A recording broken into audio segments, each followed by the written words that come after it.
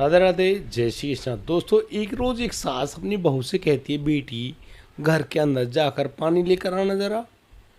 वो बहू पानी लेने के लिए जैसे ही जाती है, हाथ में गिलास लेकर पानी लेकर वापस ही लौटती है, वो पाती है कि उसकी जो सास है वो जमीन पर लेटी हुई है।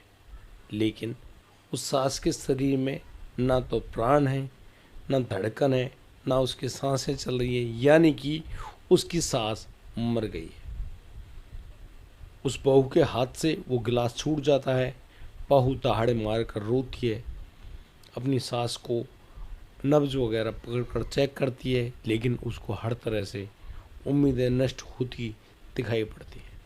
यानी कि अब उसकी सास इस दुनिया में जिंदा नहीं है। वो बहुत ज़ोर से रोने लगती है, दहाड़े मारती है, कहती है, अरे तुम आज ही मर गई। मुझे सबसे बड़ी दिक्कत तो इस बात की है कि तुमको मुखाग्नि कौन देगा, क्योंकि तुम्हारा बेटा इस समय इस जगह पर मौजूद नहीं है। उसको आने में तो करीब 15 दिन लग जाएंगे। आखिरकार तुम ऐसे बिना बताए कैसे जा सकती हो। यानी कि बहुत सारी ऐसी भावों की बातें उस लड़की के, उस बहू के जो भाव थे वो अलग तरह की बेचैनी दिखा रहे थे। इसी तरह से जब वह काफ़ी देर तक रोती रही, अचानक उसको महसूस होता है कि उसकी सास के शरीर में हलचल हो रही है। हलचल को देखकर वो बहू सतर्क हो जाती है और फिर बड़ी गहराई से उस सास को जैसे ही देखती है, उसकी साथ उठ बैठती है और फिर अपनी बहू के आंसू पोंछते हुए कहती है कि बेटी, वो इस दुनिया से अभी नहीं जाएगी, वो तब जाएगी जब उसका बेटा घर आ जाएगा। इतनी बात सुनते ही उस बहू के पैरों तले जमीन खिसक जाती है। क्या कोई इच्छा मृत्यु पा सकता है? अपनी इच्छा से मर सकता है?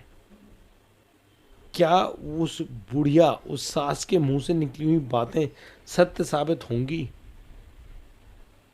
ये इतना विचित्र दर्शन वाला वीडियो होगा जो कि न केवल आपको चौंकाएगा बल्कि सोचने के लिए हैरान कर देगा कि वाकई में हमारे सनातन धर्म में ऐसी घटनाएं भी घटित हो सकती हैं। और दूसरी सबसे बड़ी हैरानी की बात, ये भारत में नहीं हुआ है, भारत के पड़ोसी मुल्क पाकिस्तान की सच्ची घटना है। उस घटना को जानकर आप वाकई में हैरान रह जाने वाले हो। एक एक बात मैं आपको बताऊंगा, लेकिन मेरी आपसे प्यार भरी विनती, इस कहानी को अंत तक ज़रूर देखिएगा। और यदि आपको इस कहानी को देखने के बाद कुछ भी समझ में आए तो मुझे प्यारा सा कमेंट और वीडियो को लाइक करना बिल्कुल ना भूलें। दोस्तों, आज मैं आप लोगों को ले चलता हूँ पड़ोसी मुल्क पाकिस्तान। आपको भली भांति तो पता होगा कि भाई आखिरकार पाकिस्तान बना कहाँ से? भारत में से। बंटवारे की कहानी उसमें मैं नहीं जाऊँगा। बहुत सारे लोग यहाँ आए, बहुत सारे लोग यहाँ से वहाँ गए। जो वहाँ के हिंदू थे वो भारत में आ गए, भारत के जो मुस्लिम थे वो पाकिस्तान में चले गए। लेकिन कुछ लोग रह गए, जैसे कि भारत में मुस्लिम और पाकिस्तान में हिंदू। इसी तरीके से पाकिस्तान के प्रसिद्ध राज्य मुल्तान के अंदर आने वाला एक गांव, जहाँ पर रहते थे वो हिंदू परिवार, जिसके मुखिया का नाम हरनारायण था। हरनारायण दास नाम का ये शख्स भगवान का इतना बढ़िया ज़बरदस्त भक्त हुआ करता। और वो अकेला ही नहीं, उनके साथ उनकी पत्नी ब्रह्मा देवी। पहले इसी तरह के नाम हुआ करते थे, जैसे गंगा देवी, ब्रह्मा देवी, लक्ष्मी, सरस्वती, इस तरह के नाम रखने का एक चलन था। भगवान के नामों पर नाम रखे जाते, हरनारायण, नारायण, ताकि इंसान जब भी उनको पुकारे तो उनके मुख से भगवान का नाम का सुमरन आए, उनकी पुकार आए।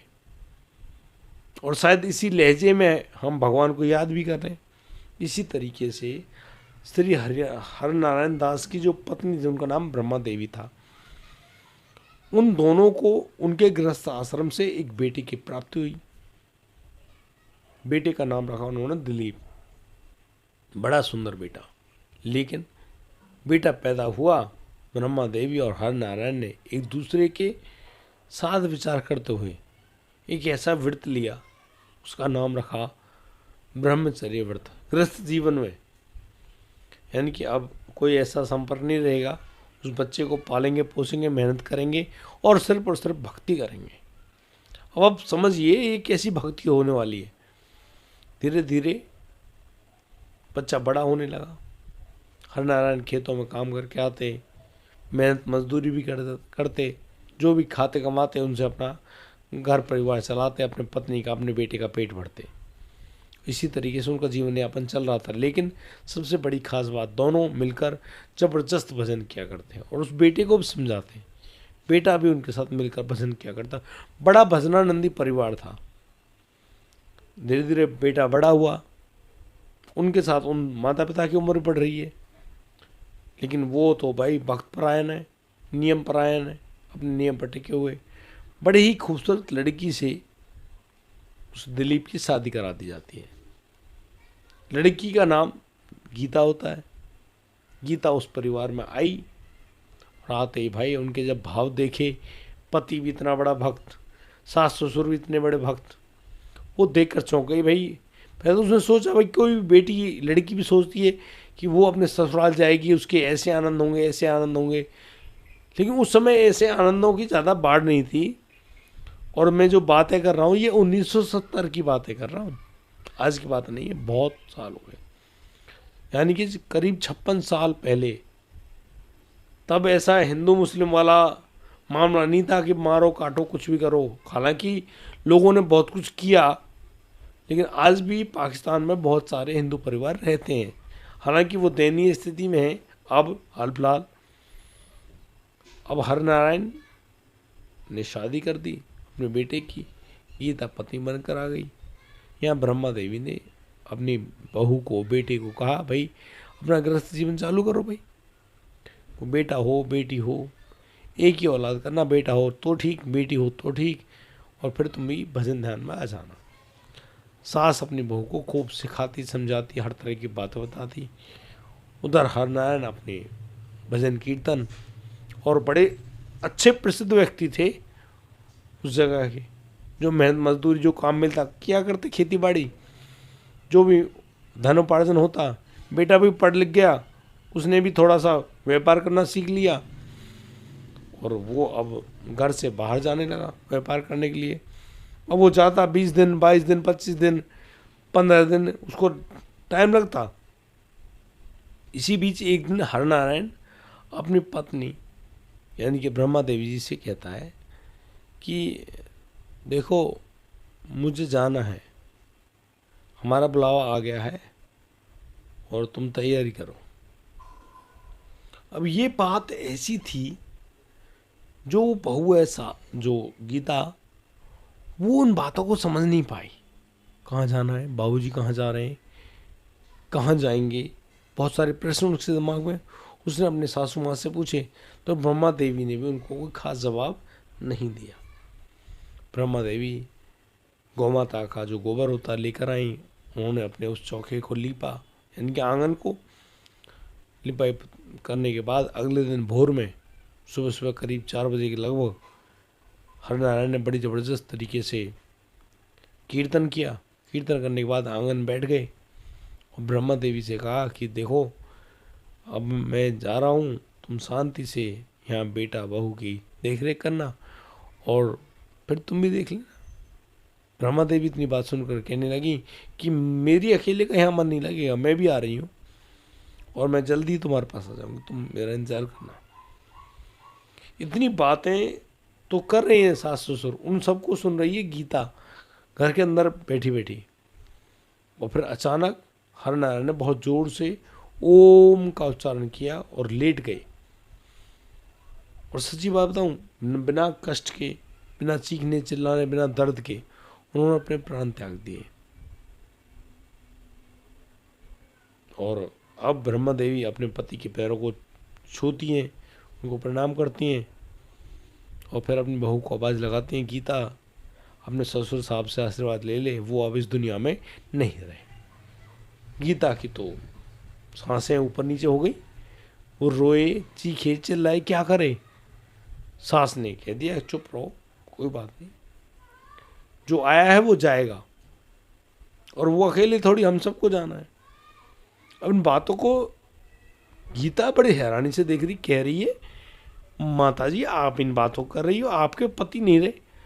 तो ब्रह्मा देवी हंसने लगी, कहने लगी कौन किसका पति, कौन किसकी पत्नी, कोई किसी का नहीं है। पर ठीक है, कोई बात नहीं। ब्रह्मा देवी घर से बाहर गई, उन्होंने आस पड़ोस के लोगों को बताया कि हरनारायण जी इस दुनिया में नहीं रहे। अब तो उस पूरे गांव से बहुत सारे लोग आए, हरनारायण जी के शरीर को छूकर प्रणाम करते और कहते बड़े संत आदमी थे। और बस अब चले गए तो उनके अंतिम संस्कार की तैयारी की जाने लगी। कुछ समय बाद वो जो दिलीप है उसको भी जैसे तैसे खबर लग गई, तो वो भी जल्दी जल्दी आया। वो करीब दोपहर तक आ गया हरनारायण की बॉडी को लेकर। फिर उसने मुखाग्नि वगैरह जो दी, प्रक्रिया जो होती है अंतिम संस्कार की, करने के बाद अपने पिता को उन्होंने विदा कर दिया। 13वीं करने के बाद वो भी अपने काम धंधे पे चला गया। माँ अभी भी अपने बेटे दिलीप से कहने लगी कि बेटा बहू को समय दो, कोई बच्चा बच्ची कुछ हो, हाँ हम भी मुंह देख जाएं, बाकी देखो जाना तो है। तो दिलीप ने कहा कोई बात नहीं माता जी, तुम परेशान क्यों होती हो, देख लेना, अभी अभी क्या आएगा, अभी तो कुछ कमा लें, अच्छा हिसाब किताब बना लें। इसलिए मुझे व्यापार की दृष्टि में अगर बाहर जाना पड़ रहा है तो मैं बाहर जाऊंगा, कुछ कमा कर लाऊंगा। ब्रह्मा देवी ने ज़्यादा बातें नहीं करी, कोई बात नहीं बेटा, खाओ कमाओ। घर में सास बहू आराम से प्यार से रहने लगी, कोई झगड़ा नहीं, कोई कलेश नहीं, बड़ी शांति से उनका वक्त बीत रहा है। एक रोज वो जो ब्रह्मा देवी है वही गाय का गोबर लेकर आती हैं, घर के आंगन को लीपती हैं, बड़ी अच्छे से तैयारी करती हैं, लकड़ियों की तैयारी, काटी की तैयारी, सब कुछ तैयारी करने के बाद वो उस आंगन में पालती मार कर बैठती हैं। गीता से कहती गीता पानी लेकर आना मेरे लिए। सुबह का समय था, गीता घर के अंदर जैसे ही गई, अंदर से पानी भरकर लाई, वो देखती है कि उसकी सास बैठी नहीं है, लेटी हुई है उस आंगन में। जाकर देखा, नब्ज वगैरह टटोली तो कुछ भी नहीं, कोई दिल की धड़कन नहीं, सांसें नहीं चल रही, यानी कि उसकी सास ब्रह्मा देवी अब इस दुनिया में नहीं रही। इस पूरे हालात को वो पहले भी देख चुकी थी, उसको समझ देर नहीं लगी कि भाई अब इसकी सास जिंदा नहीं है। तो वो रोई, चीखी चिल्लाई, बार बार कहने लगी बताओ अब तो उनके पति भी यहाँ पर नहीं है, माता जी तुम्हारा बेटा भी नहीं है, अब आपको मुखाग्नि कौन देगा। बहुत ज़्यादा विलाप करने लगी गीता, बहुत दुखी हुई। गीता ने बहुत सारे विलाप, जो अब जानते महिलाओं के किस तरह से रोने का तरीका होता है, बस उस तरीके से जो ये वार्तालाप हुई। अचानक से गीता देखती है कि उसकी सास के शरीर में हलचल सी हो रही है, और फिर उसके साथ उठ खड़ी हुई है, और वो अपनी बहू की आंखों के आंसू पोंछते हुए कहती है कि बेटा परेशान मत हो, मैं नहीं मरी हूँ, मैं तब मरूंगी जब मेरा बेटा यहाँ पर होगा। मैं भगवान से टाइम लेकर आई हूँ, मुझे कह कर आई, जब मेरा बेटा घर होगा मैं उसी समय मरूंगी। अब इन बातों को सुनने वाली जो गीता है वो वाकई में हैरान रह गई। माता जी आप ऐसी कैसी बातें कर रही हो। तो ब्रह्मा देवी हल्के से मुस्कुराई और कहने लगी बेटा मैं सही बातें कर रही हूँ, अच्छी बातें कर रही हूँ, इसमें कोई बुराई नहीं है, सच्ची बात है। और दोस्तों करीब 15 दिन बाद जब वो दिलीप अपने घर आ जाता है, रात को ही ब्रह्मा देवी अपनी जाने की तैयारी करना शुरू कर देती है। वही अपने आंगन में लीपना, चौका लगाना, सारी प्रक्रिया करती है, और सुबह 4 बजे खुद अपने बेटे दिलीप, अपनी बहू गीता के सामने वहीं उस आंगन में लेटकर जोर से ओम का उच्चारण करती है और अपने प्राण त्याग देती है। दोस्तों जैसे ये सूचना गांव में बाहर गई, सभी लोग आए, उन्होंने ब्रह्मा देवी को प्रणाम किया, और कहानी बिल्कुल ओके। अब वो जो ब्रह्मा देवी है और जो हरनारायण आज भी उस मुल्तान के गांव में, जो कि मुस्लिम देश में है, वहाँ पर एक हिंदू परिवार की इस प्रकार से पूजा की जाती है, पति पत्नियों की। उनके नाम का मंदिर भी बना हुआ है पाकिस्तान में, और और जितने भी हिंदू परिवार है ना, वो आज भी उनको मानते हैं कि बहुत बड़े और गजब के संत रहे हैं, जिन्होंने खुद के जाने का, अंतिम समय का जो टाइम है वो निश्चित करके गए। किसी के कहने से नहीं गए, किसी के मारने से नहीं मरे, अपने आप से कहकर जानकर मरे। तो आप सोचिए अध्यात्म में कितनी बड़ी शक्ति है। ऐसा कौन नहीं कर सकता, कोई भी तो कर सकता है, लेकिन हम में आध्यात्म शक्ति थोड़ी है। हम में कौन सी शक्ति बताओ? हम में बकवास करने की शक्ति हो सकती है, क्योंकि जबान है ना, इस जबान में हड्डियां नहीं है। ब्रह्मा देवी के द्वारा दिया गया ज्ञान आज भी मुल्तान के उस गांव में प्रचलित है। ब्रह्मा देवी कहा करते थी, जबान को ज़्यादा मत चलाइए, किसी की चुगली मत कीजिए, पर निंदा बिल्कुल मत कीजिए, क्योंकि ये जुबानित है जो हमें लोगों के सामने बुरा भी बना देती है और भला भी बना देती है। हरनारायण जो कि हमेशा यही कहा करते कि सदा सत्य बोलिए। असत्य का बोलबाला हो सकता है लेकिन वो टिकता नहीं है। सत्य शांत होता है लेकिन वो हमेशा टिकता है। उनकी सीखों को आज भी पाकिस्तान जैसे मुल्क में माना जाता है, लेकिन हमारे इस भारतवर्ष में क्या महान महान संत हुए, उन्हीं की काट करने वाले ऐसे ऐसे लोग, तथाकथित संत जो जेल काट कर आए हैं, वो लोग ऐसे ऐसे संतों पर उंगली उठाते हैं, हमारे ब्रज के उन पावन धामों के ऊपर उंगली उठाते हैं, उनके बारे में ये बोलते हैं कि वो बस व्यर्थ हैं। और हद की बात, तो कल मैं देख रहा था अपने मोबाइल में, ऐसे एक वीडियो आई, उसमें पता नहीं वो कौन कौन से भगवा वस्तु वाले थे, कोई आर्य समाजी थे, और जिनको रामपाल कहा जाता है, संत रामपाल, जो जेल काट के आया हिसार की, वो पता नहीं क्या क्या बकवासें कर रहे हैं, कुछ भी कह रहे हैं, कुछ भी। मैं कहता हूँ भाई तुमको ज्ञान हो सकता है, मैं ये पूरे भारत के लिए, उन लोगों के लिए कह रहा हूँ जो ज्ञानी बनते हैं, तुम्हें ज्ञान हो सकता है बस, लेकिन ज्ञान का अंतिम शब्द नहीं मालूम होगा आपको।